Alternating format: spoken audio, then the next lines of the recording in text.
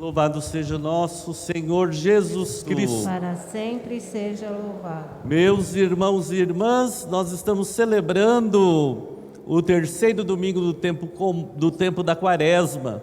Mais uma vez eu quero agradecer aos que nos acompanham pelo YouTube, agradecer a vocês que vieram a essa missa presencial. Celebrar a Eucaristia no tempo de Quaresma, celebrar a Eucaristia é o grande convite para nós voltarmos o nosso coração para Deus.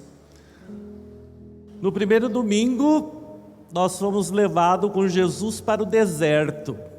O deserto não só o lugar geográfico, mas o deserto da nossa solidão com Deus.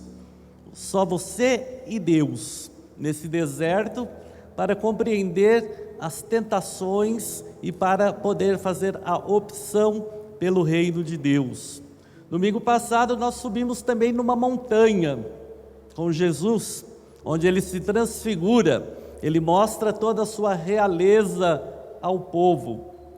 Hoje Jesus nos leva ao templo. Para compreender o que é o templo, nós temos que saber um pouquinho da história. E vamos começar a nossa leitura de hoje falando do livro do Êxodo. Deus é aquele que nos tira do Egito. Deus é aquele que nos tira da escravidão. Deus é aquele que é um Deus ciumento. E por isso Deus fala aqui no livro do Êxodo: não faça escultura, nem do que existe no céu, nem do que existe na terra. Ora, o que Deus está falando aqui? Para nós adorarmos somente a Deus. Nós não adoramos escultura, nós não adoramos imagem, nós devemos adorar somente a Deus. E depois Deus vai falando para nós que Deus é ciumento, que Deus castiga a culpa dos pais dos filhos, até a terceira geração, mas usa de misericórdia. Então Deus, a ira de Deus dura 1 minuto, a misericórdia de Deus dura a eternidade. Depois vem aqui o decálogo, que são os 10 mandamentos, né? Nós fomos fabricados por Deus, e Deus, nesta leitura, Ele dá para nós o manual de usuário. Então, primeiro, amar a Deus sobre todas as coisas. Nós precisamos guardar esse mandamento. Depois, não pronunciar o nome de Deus em vão. Eu lembro quando eu era pequeno, eu falava: Deus, Deus te pague, vai com Deus. Minha mãe falava: menino, está tomando o nome de Deus em vão. Não é isso. Tem muita gente que justifica o seu erro, justifica o poder, justifica a ganância, destrói lares, destrói pessoas e diz: Deus quer assim. Isso é usar o nome santo de Deus em vão. Morreu alguém de Covid, a gente vai lá: Deus quis assim. Deus não quis. Tem alguém morando na favela com fome, favela não, na comunidade, né? Com fome, debaixo de um barraco, sem trabalho. Deus quer assim. Não. O homem é que toma o nome de Deus em vão e quer colocar a culpa dos nossos atos em Deus. Então, tomar o nome santo de Deus em vão é querer justificar as maldades humanas, dizendo que Deus quer desta maneira. Depois, lembra de santificar o sábado. Nós estamos lendo uma leitura do Antigo Testamento. O povo judeu guarda até hoje o dia de sábado, porque é o 7º dia. E nós dizemos que o 7º dia é o descanso de Deus. Deus criou o mundo em 6 dias, no 7º dia Deus descansou. Para nós cristãos, que estamos no Novo Testamento, onde compreendemos e sabemos que Jesus é o Messias, nós celebramos e guardamos o domingo, porque foi o dia que nosso Senhor ressuscitou dos mortos. Então, para a Igreja Católica, o dia de guardar o dia do Senhor é domingo, que quer dizer dies Domini, dia do Senhor. Trabalhará durante 6 dias e no 7º dia descansará. Será que nós fazemos isso?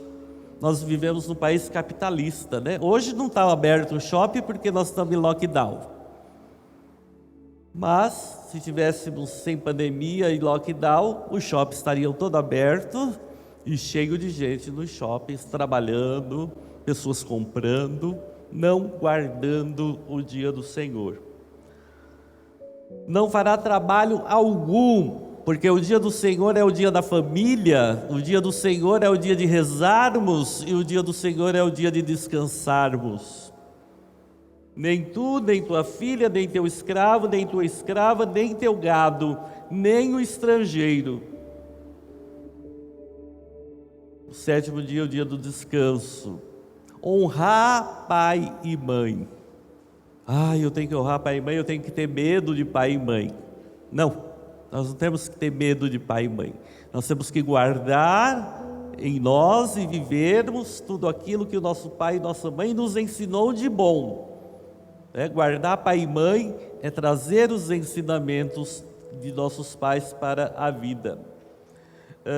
Não cometerás adultério. Aí a gente já pensa em adultério de marido e mulher, né? Existe muitos. Não cometer esse tipo de adultério. Mas também quando fala que não cometerás adultério, não trocarás o teu Deus. E aí a gente pergunta, como que eu cometo adultério com Deus? Deus nos ama e nós muitas vezes trocamos Deus, o amor verdadeiro de Deus, por um amor falso.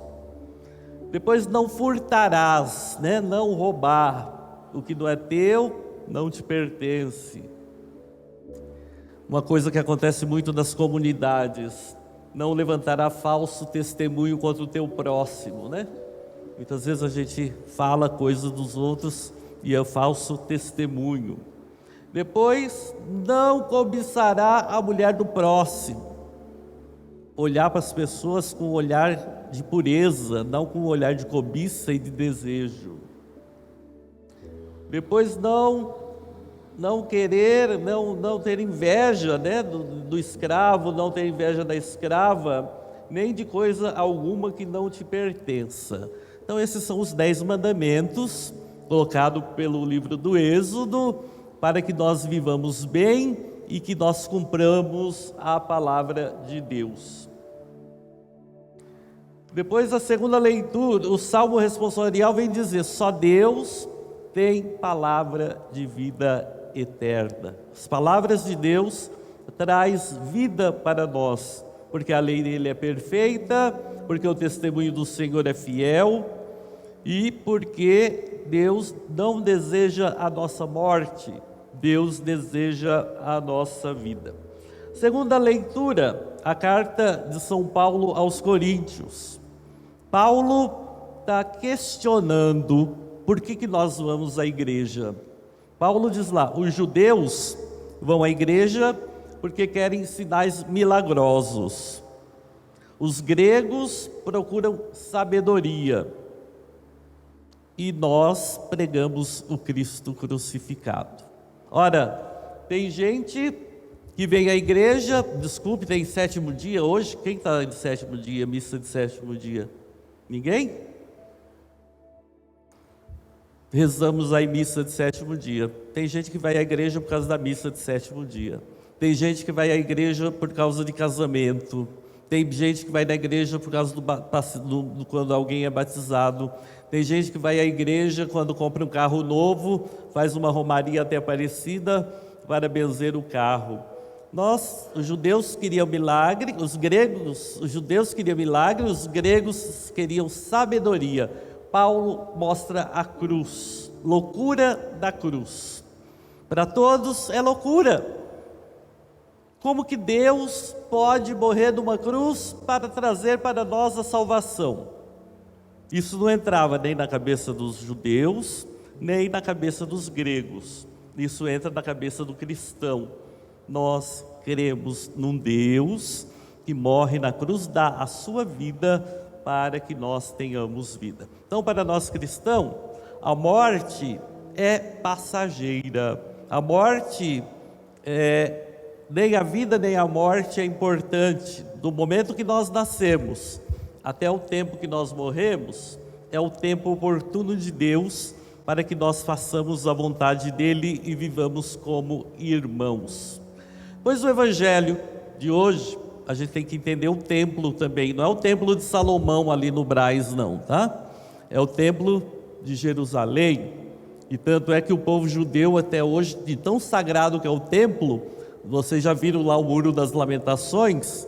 Aquele Muro das Lamentações é o alicerce do templo que foi destruído. Então até hoje eles vão lá bater a cabeça, fazer oração, porque o templo é o lugar sagrado. No tempo de Jesus não tinha sido destruído ainda, diz o Evangelho que demorou 46 anos para levantar o templo. Jesus é o grande provocador.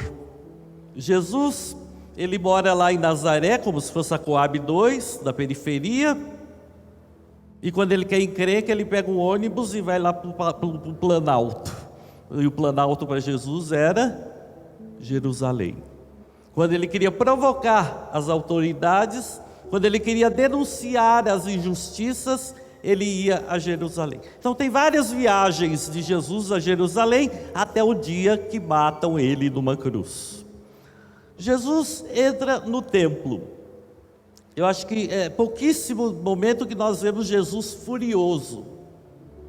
Porque o que acontecia no templo? O templo era para a pessoa prestar um culto e uma oferenda a Deus. É como a gente ir para Aparecida acender uma vela. Só que no tempo de Jesus, você ia de onde você morava até o templo, oferecia um cabrito, oferecia um boi, oferecia pombas, dependendo do tamanho do seu pecado. O povo ia, comprava lá a pomba, comprava o carneiro, comprava o cabrito. Não era um, era vários. O que os sacerdotes faziam? Eles sacrificavam um e revendiam os outros. Ganhavam lucro em cima da fé. E tem muita igreja que ganha lucro em cima da fé. Jesus fica irado. É o evangelho que a gente vê Jesus com raiva. Jesus sempre é bondoso, Jesus sempre perdoa.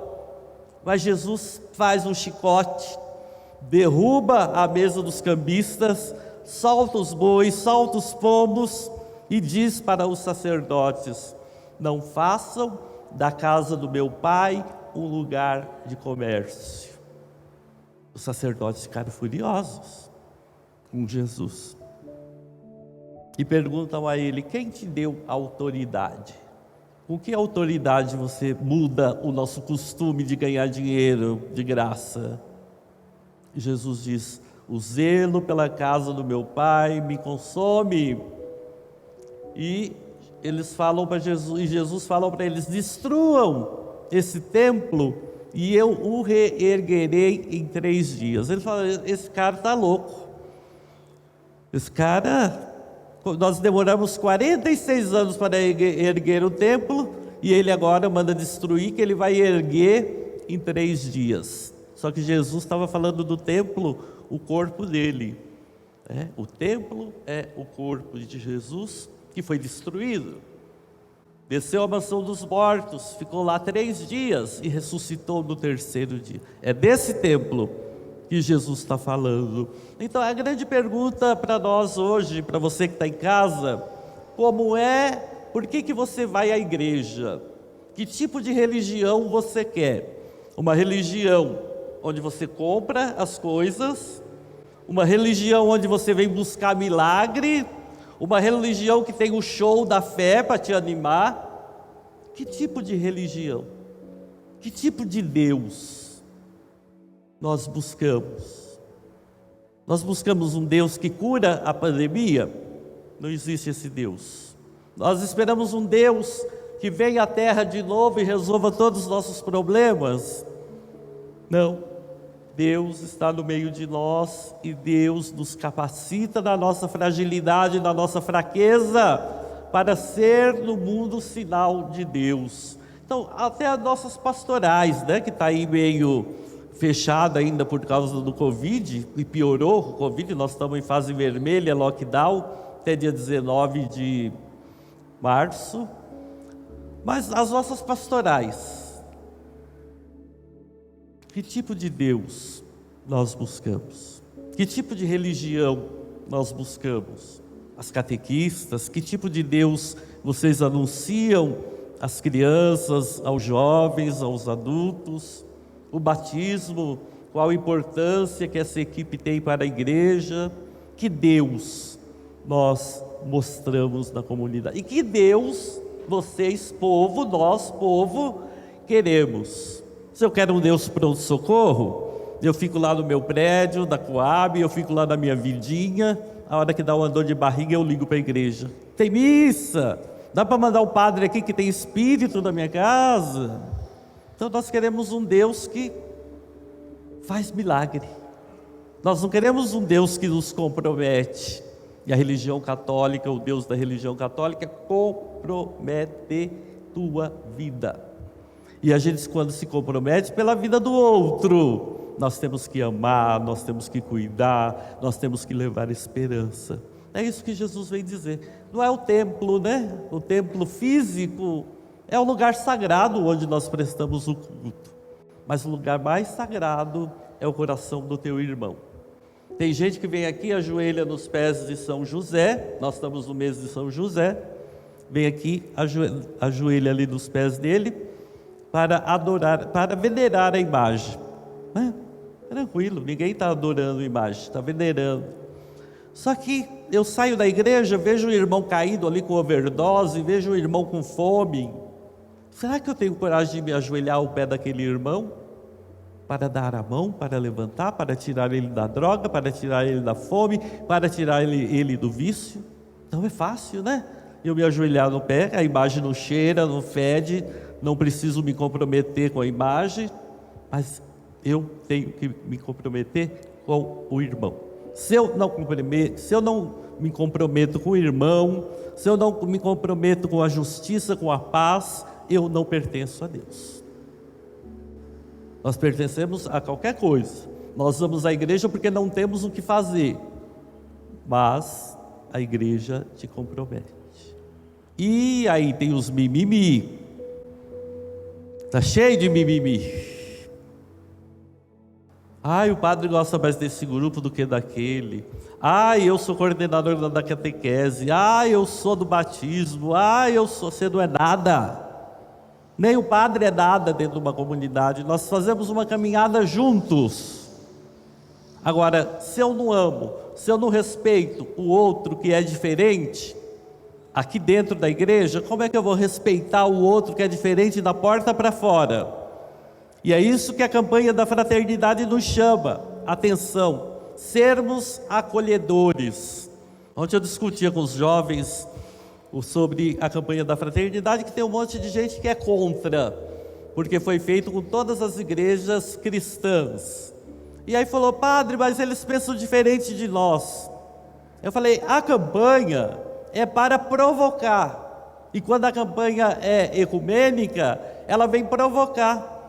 A gente pega um irmão de uma outra denominação religiosa, ele tem um outro estilo de vida, eles não têm imagem, é tudo diferente, mas eles creem no mesmo Deus que nós. Então nós não vamos nos unir pelas diferenças, nós não vamos trazer eles para a igreja católica, nem a igreja católica vai segui-los, mas nós temos que dialogar. Deus é o Deus do diálogo, nós cristãos temos que ser cristãos do diálogo e da acolhida. Então ninguém quer mudar nada. A doutrina da igreja, nós vimos ali, os 10 mandamentos: amar a Deus sobre todas as coisas, honrar pai e mãe, não furtar, não levantar falso testemunho e não matar. Então, se uma igreja é a favor do aborto, a nossa nunca vai ser, porque o dia que a igreja católica for a favor do aborto, nós vamos contra a doutrina de Jesus Cristo. Então não precisa ter medo, o Papa não vai mudar a igreja, nós não vamos mudar a doutrina, é mandamento divino, o homem não muda. Os 10 mandamentos foi Deus que plantou no meio da comunidade do seu povo para que nós vivamos bem. Agora nós não respeitamos, nós amamos a Deus sobre todas as coisas? Mais ou menos. Às vezes o carro é mais importante, às vezes o apartamento é mais importante, às vezes o marido é importante, o noivo é importante, o namorado é importante. Se sobrar lugar, a gente põe Deus. Já erramos por aí. Depois, guardar domingos e dias de festa. Será que eu sou fiel a Deus, cumprindo a minha obrigação de fazer do domingo o dia do Senhor, o dia de ouvir a palavra, o dia de ir à igreja, o dia de me reunir com a minha família? Nós guardamos? Primeiro o churrasco, depois a igreja. Ainda bebi uma cerveja, aí que eu não vou para a igreja mesmo. Honrar pai e mãe. Aí a gente fala: padre, por que está o mundo desse jeito? Porque nós esquecemos de viver o mandamento. Esse mandamento, esses 10 mandamentos trazem vida, não trazem morte. Deus não quer a nossa morte, Deus quer a nossa vida. Então nós precisamos conhecer o mandamento, não conhecer de cor, né? As crianças decoram, Nós adultos temos que decorar para saber quais são os mandamentos, mas principalmente vivê-los. Em primeiro lugar, aí dentro da família. Vocês que estão assistindo de casa, tem que rezar, tem que ler a Bíblia, ler lá o Êxodo. O livro de hoje, a leitura da semana para vocês e para nós, é Êxodo 20, de 1 a 17. São os mandamentos. A ira de Deus dura 1 minuto, a misericórdia de Deus dura a eternidade. Então, sejamos cristãos do diálogo, sejamos cristãos da paz e sejamos cristãos comprometidos com a vida do irmão. Louvado seja nosso Senhor Jesus Cristo. Sempre seja louvado.